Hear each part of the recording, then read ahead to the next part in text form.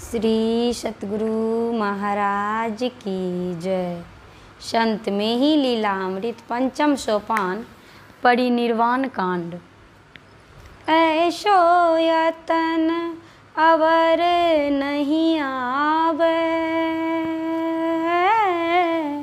ताते अंत काल दुख पावे।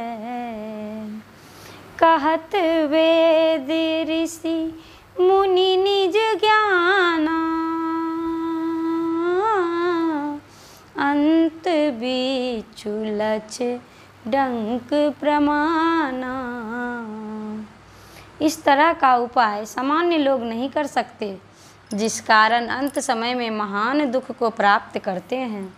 वेद ऋषि मुनि अपना अनुभव ज्ञान बतलाते हैं कि मरण काल में सामान्य प्राणियों को 1,00,000 बिच्छू डंक के समान पीड़ा होती है। सामान्य प्राणियों को 1,00,000 बिच्छू डंक के समान पीड़ा होती है। जलन होई अति गात महाई, नहीं को पीर हरन सदुपाई। ताहि समयम दर्शन होई, पाप पुण्य प्रगटत निज होई। शरीर में भयंकर जलन होती है। उस वक्त उपरोक्त कष्टों से त्राण पाने का कोई सही उपाय भी नहीं दिखता। कहते हैं अंतकाल में मरण धर्मा प्राणी को यमराज का दर्शन होता है। साथ ही उस समय उनका किया हुआ पाप और पुण्य प्रकट होकर दिखलाई देने लगता है। सकल अंग बंधन सो जकरा, लौह दंड ले यम कर पकड़ा। यही दुख मह सोई तजत शरीरा, जाई नरक अति होई अधीरा। समस्त अंगों को यमदूत पासों से जकड़ देता है और हाथ में लौह दंड लेकर उसे बुरी तरह पकड़े रहता है। इस तरह अत्यंत कष्टों से देह त्याग कर घोर नरक में अधीर होकर जाता है। असगति संतन कह नहीं होई, परम धर्ममय कह नर लोई। तेहि के तन पयान सुनि भाई, सूक्ष्म तन धरी धरी सुर आई। ऐसी दुर्गति संतों की कभी नहीं होती, ऐसा अत्यंत धर्म में लोग कहते हैं। संत के देह त्याग के समय तो देवगण सूक्ष्म शरीर धारण कर करके उनके दर्शनार्थ वहाँ आते हैं। ब्रह्मा विष्णु ऋषीन समुदाय, शेष शारदा शिव सुखदाई। हनत निशान सिंगी सहनाई, शंख वीण मुरली धुनि भाई।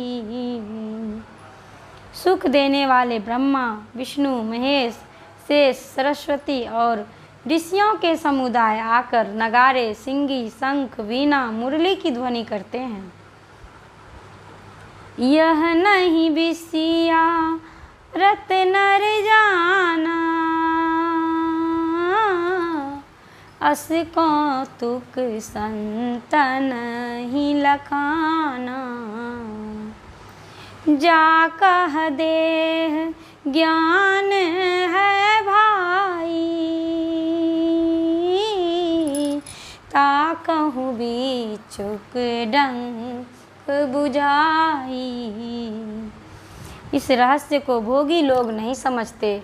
यह दृश्य तो केवल संतों को ही दर्शित होता है, जो सदा देह ज्ञान में रहते हैं अथवा जिनकी देह में आसक्ति है, उनको ही बिच्छू डंक का अनुभव होता है। गुरु निज आत्म ततरत रहिया,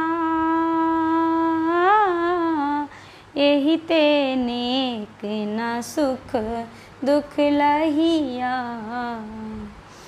प्रभु प्रथम ही चेतन बिल गाए, दसम द्वार महु जाई समाए। गुरुदेव तो निरंतर आत्मज्ञान में मस्त रहते थे, इसीलिए इनको शारीरिक दुख सुख लेस मात्र भी प्राप्त नहीं हुआ। इन्होंने तो सबसे पहले स्थूल देह से चेतन को उपरत करके 10वें द्वार में पहुंचा दिया। तह सो चेतन धार चढ़ाए, सहस कमल दल पार कराए। प्रभा पतंग कीन प्रभु पारा, सूक्ष्म तन सो भयउ नियारा। वहाँ से भी चेतन धारों को उठाकर सहस्त्र दल कमल को पार करा दिया। तदुपरांत त्रिकुटी में प्रचंड मार्तंड की ज्योति को अतिक्रमण कर सूक्ष्म शरीर से भी अपने को अलग कर लिया। तह सो चेतन शब्द समाया,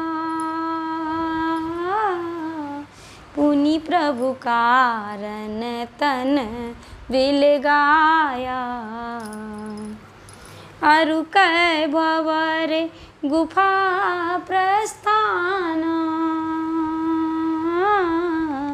भयउ पार चौथेउ स्थाना। उस स्थान पर से भी चेतन ऊर्ध्वगमन करता हुआ शब्द में लीन हो गया, जिससे तीसरा अर्थात कारण शरीर भी छूट गया और तब भंवर गुफा में प्रवेश कर चौथे महाकारण शरीर से भी पार हो गए। तह प्रभु जर चेतन बिल ज्ञान्यो,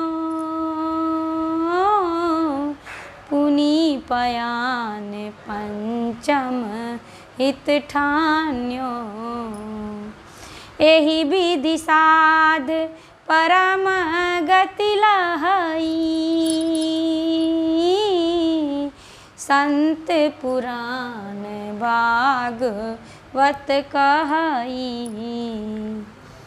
यहाँ से गुरुदेव अपने को जड़ से पृथक कर चिदानंदमय शरीर के लिए निकल पड़े। इस तरह से अपर साधु लोग भी समस्त शरीर के बंधनों से निर्मुक्त होकर परमात्म पद को प्राप्त कर लिए हैं, ऐसा संत और पुराण कहते हैं। इस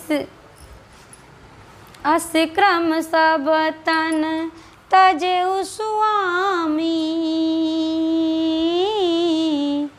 गएउ देव निज आत्म धामी।